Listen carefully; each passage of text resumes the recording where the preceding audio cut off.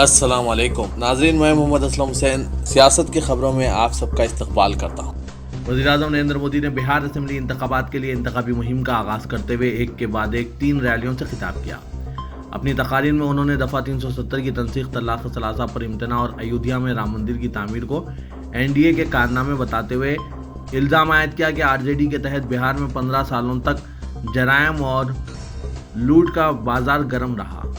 روہتاس، گیا اور بھاگلپور اضلاع میں چیف منسٹر نتیش کمار کے ساتھ انتخابی جلسوں سے خطاب کرتے ہوئے مودی نے تمام اپوزیشن پارٹیوں کو شدید تنقید کا نشانہ بنایا اور کہا کہ جو بھی قدم قوم کے مفاد میں اٹھایا گیا، ان پارٹیوں نے اس کی مخالفت کی۔ رائے دہندوں سے قوم پرستی کے نام پر ووٹ دینے کی اپیل کرتے ہوئے مودی نے کئی ایسے معاملات کو اپنے کارنامے بتایا جن کا تعلق جموں و کشمیر اور اقلیتوں سے ہے۔ MBBS اور BDS کورسز میں داخلوں کے لیے منعقدہ نیٹ امتحان میں کامیاب ہونے والے طلباء کے لیے کونسلنگ کی تاریخ کا اعلان کیا گیا ہے۔ میڈیکل کونسلنگ کمیٹی کی جانب سے اعلان کیا گیا ہے کہ ملک کے تمام میڈیکل کالجز میں آل انڈیا کوٹے کے تحت 15% نشستیں مختص کی گئی ہے۔ اس مرتبہ نیٹ کے نتائج کی بنیاد پر داخلے دیے جائیں گے۔ رجسٹریشن کا آغاز پہلے مرحلے میں 27 اکتوبر سے 2 نومبر تک ہوگا۔ کالجوں کا انتخاب بھی اس مرحلے میں کیا جائے گا۔ دوسرا مرحلہ 18 نومبر سے 22 نومبر منعقد ہوگا۔ حکومت کرناٹک نے انجینئرنگ ڈپلوما اور ڈگری کالجز کا 17 نومبر سے آغاز کرنے کا فیصلہ کیا ہے، جنہیں مارچ سے کووڈ-19 کی وجہ سے بند کر دیا گیا تھا۔ طلباء سے خواہش کی گئی ہے کہ وہ چاہے تو آن لائن کلاسز میں شرکت کر سکتے ہیں یا کالجز بھی آ سکتے ہیں۔ Deputy chief minister CN Ashwanath Narayan نے بتایا کہ چیف منسٹر کی صدارت میں منعقدہ اجلاس میں فیصلہ کیا گیا کہ انجینئرنگ ڈپلوما اور ڈگری کالجز کا 17 نومبر سے آغاز کر دیا جائے گا۔ مردوں اور خواتین دونوں کے لیے شادی کی عمر ایک برابر کرنے سے متعلق ایک درخواست سپریم کورٹ میں دائر کی گئی ہے۔ درخواست گزار نے عدالت عظمیٰ سے یہ بھی کہا کہ وہ اس تعلق سے متعلق راجستھان اور دہلی کے ہائی کورٹس میں زیر التوا درخواستوں کو سپریم کورٹ منتقل کریں۔ یہ درخواست BJP لیڈر اشونی کمار اپادھیائے نے دائر کی ہے تاکہ آئین کے آرٹیکل 14، 15 اور 21 کی تشریح سے متعلق مسلسل بڑھتے ہوئے مقدمات کی تعداد کم ہو سکے۔ PDP کی صدر محبوبہ مفتی نے ہندوستانی پرچم ترنگا لہرانے اور انتخابات میں حصہ نہ لینے کا اعلان کیا اور BJP پر آج شدید تنقید کرتے ہوئے کہا کہ حکمران جماعت نے ملک کے دستور کو پوری طرح سے مسمار کر دیا ہے اور وہ دستور کے بدلے میں اپنا مخصوص منشور ملک میں نافذ کرنے کی سازش کر رہی ہے۔ گزشتہ سال دفعہ 370 کی منسوخی کے بعد 14 ماہ تک حراست میں رہنے اور رہائی پانے کے بعد پہلی مرتبہ محبوبہ مفتی نے پریس کانفرنس سے خطاب کیا۔ انہوں نے کہا کہ دیکھیے BJP کس طرح دستور کو تباہ و برباد کر رہی ہے۔ ملک میں شہریت ترمیمی قانون منظور کروا لیا گیا۔ آج ہندوستانی عوام نفرت کے دلدل میں پھنس گئے ہیں۔ تمام غریب اور محروم طبقات کے حقوق ختم کیے جا رہے ہیں۔ BJP جموں کشمیر کی اراضی پر قبضہ کرنے کی خواہش مند ہے، اسے کشمیر کے عوام کی کوئی فکر نہیں ہے۔ دہلی کورٹ نے تہاڑ جیل کے عہدیداروں پر سخت برہمی کا اظہار کرتے ہوئے وارننگ دی کہ عمر خالد کو دوبارہ قید و تنہائی میں اگر رکھا گیا تو پھر اچھا نہیں ہوگا۔ اس طرح کی شکایت عدالت میں پھر سے نہیں آنی چاہیے۔ ایڈیشنل سیشن جج امیتابھ راوت نے جیل سپرنٹینڈنٹ کو ہدایت دی کہ قانون کے مطابق عمر خالد کو جیل کے باہر آنے جانے کی اجازت دی جائے۔ عمر خالد نے عدالت میں شکایت کی تھی کہ جیل خانے میں انہیں ایک تنگ کمرے میں قید و تنہائی میں رکھا گیا ہے، کسی سے بھی ملاقات کی اجازت نہیں دی جا رہی ہے۔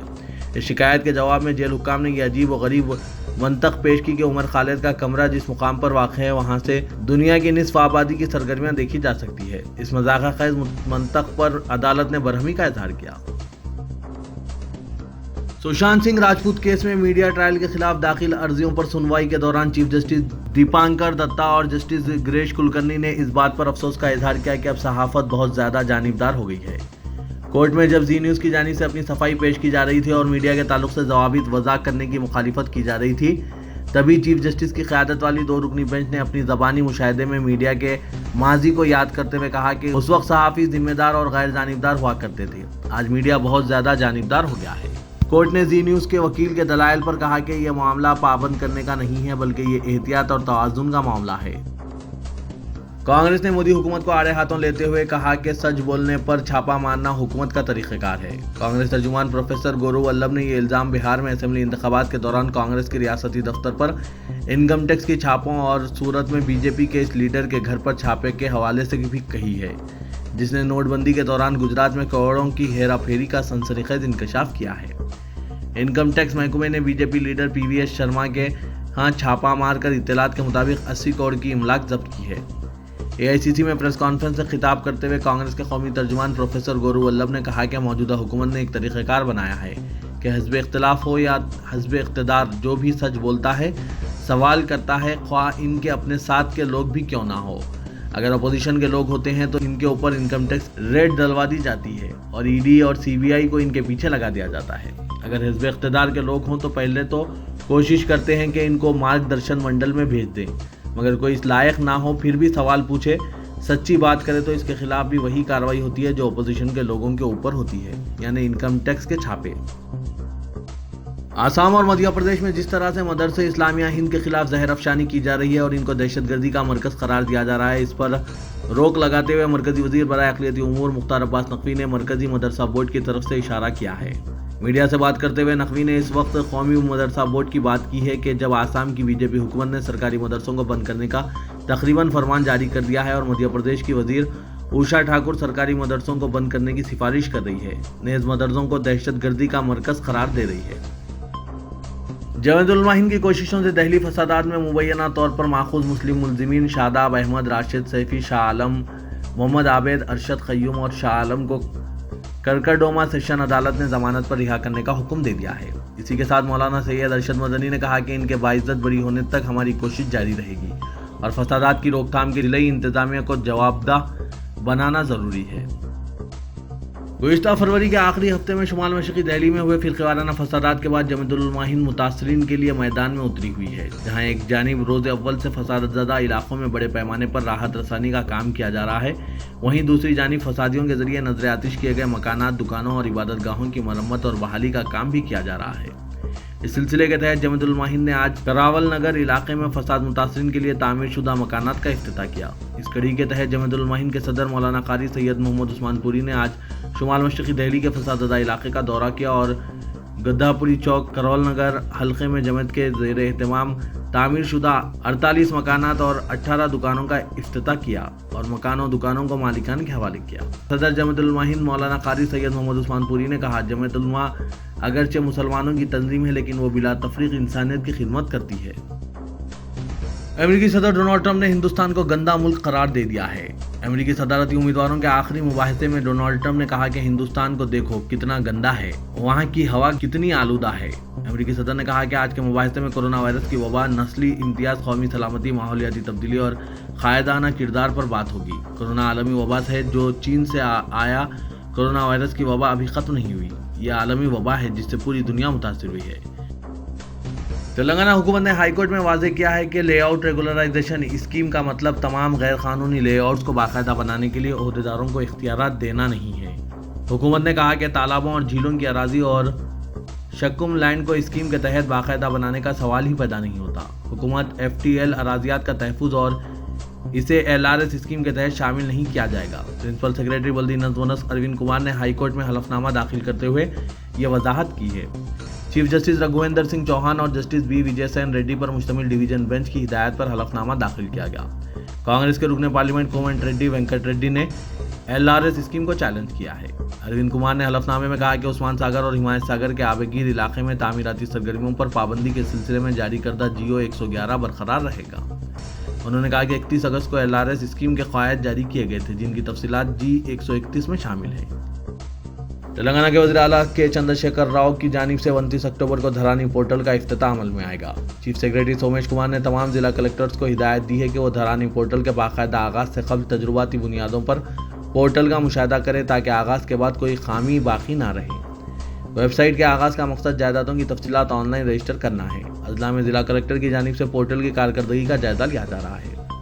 تجرباتی بنیادوں پر اضلاع میں جائیدادوں کی تفصیلات اور دیگر امور آن لائن کرتے ہوئے کارکردگی کا مشاہدہ کیا جا رہا ہے۔ چیف منسٹر کے چندر شیکھر راؤ نے عہدیداروں کو ہدایت دی کہ حیدرآباد میں جنگی خطوط پر راحت اور بازآباد کاری کے کام مکمل کریں۔ چیف منسٹر نے پرگتی بھون میں حیدرآباد میں ریلیف کے کاموں کا اعلیٰ سطحی اجلاس میں جائزہ لیا۔ Chief secretary Somesh Kumar, principal secretary municipal administration Arvind Kumar, D H M C commissioner Lokesh Kumar, Sat Narayan ready, رگھومار ready اور دیگر عہدیداروں نے شرکت کی۔ چیف منسٹر نے کہا کہ بھاری بارش اور سیلاب کے نتیجے میں پانی مکانات میں داخل ہو گیا اور ضروری سامان کے علاوہ کپڑوں اور دیگر اشیاء کو نقصان پہنچا ہے۔ عوام اپنے لیے غذا کی تیاری کے بھی موقف میں نہیں ہے، لہذا حکومت نے فوری معاشی امداد کے طور پر ہر متاثرہ خاندان کو 10,000 روپے ادا کرنے کا فیصلہ کیا ہے۔ انہوں نے کہا کہ امداد کی تقسیم کا کام تیزی سے مکمل کیا جائے۔ اگر غریبوں کو تہوار سے قبل امداد ملتی ہے تو یہ ان کے لیے بہتر ہوگا۔ शहर हैदराबाद के अलावा मज़ाफ़ाती और नवाही इलाकों में तालाबों और नालों पर किए गए कब्ज़ों की बर्खास्तगी के लिए अगर हुकूमत की जानिब से संजीदा इक़दाम नहीं किए जाते हैं और सियासी क़ायदीन इस मसले पर खामोशी इख्तियार करते हैं तो ऐसी सूरत में मजलिस बल्दिया अज़ीम तर हैदराबाद के मुजवज़ा इंतख़ाबात में बरसर इक़्तिदार सियासी जमात को शदीद नुकसान का सामना करना पड़ सकता है, क्योंकि हैदराबाद में सैलाब की सूरत हाल ने यह वाज़ेह कर दिया है कि हैदराबाद में सैलाब की बुनियादी वजह तालाबों पर किए जाने वाले नाजायज़ कब्ज़ों के अलावा नालों पर कब्ज़े हैं, जिनके सबब यह सूरत हाल पैदा हुई है। मरकजी मुमलिकती वज़ीर दाखिला जी किशन रेड्डी ने सैलाब ज़दा इलाकों में नुकसानात का जायज़ा लेने पहुंची मरकजी टीम को हिदायत दी है कि वह हैदराबाद और रियासत के मुख्तलिफ मुकामात पर शदीद बारिश और सैलाब से पहुंचे नुकसानात की रिपोर्ट मरकजी हुकूमत को बइजलद मुमकिना पेश करें। नुकसानात का तखमीना लगाने के लिए मरकजी टीम 2 रोज़ा दौरे पर कल शहर पहुंची थी। टीम के अरकान ने जुमे के रोज़ मरकजी वज़ीर किशन रेड्डी से मुलाकात की। मरकज़ की बैन वजारती 5 रुकनी टीम ने मरकजी वज़ीर जी किशन रेड्डी को बताया कि रियासती हुकूमत की जानिब से नुकसानात और तबाही की तफसीली रिपोर्ट वसूल नहीं हुई है, बहुत जल्द मरकजी हुकूमत को अपनी रिपोर्ट पेश कर देंगे। मरकज़ ने तेलंगाना में सड़कों को फ़रोग़ देने के लिए 202 करोड़ रुपए जारी किए हैं। रकम की इजराई का मामला अरसे दराज से ज़ेर अल्तवा था। मरकज़ी वज़ीर रोड ट्रांसपोर्ट और हाईवेज नितिन गडकरी ने तेलंगाना से गुजरने वाली 8 कौमी शहरों की, जिनकी जुमला लंबाई 868 किलोमीटर बताई गई है, मरम्मत की मंजूरी दे दी है। मरकजी मुमलिकती वज़ीर दाखिला जी किशन रेड्डी ने रियासती सड़कों के फ़रोग़ के लिए फ़ंड जारी करने पर गडकरी का शुक्रिया अदा किया और कहा कि इजरा की गई रकम हालिया सैलाब से तबाह सड़कों की मरम्मत में काम आएगी।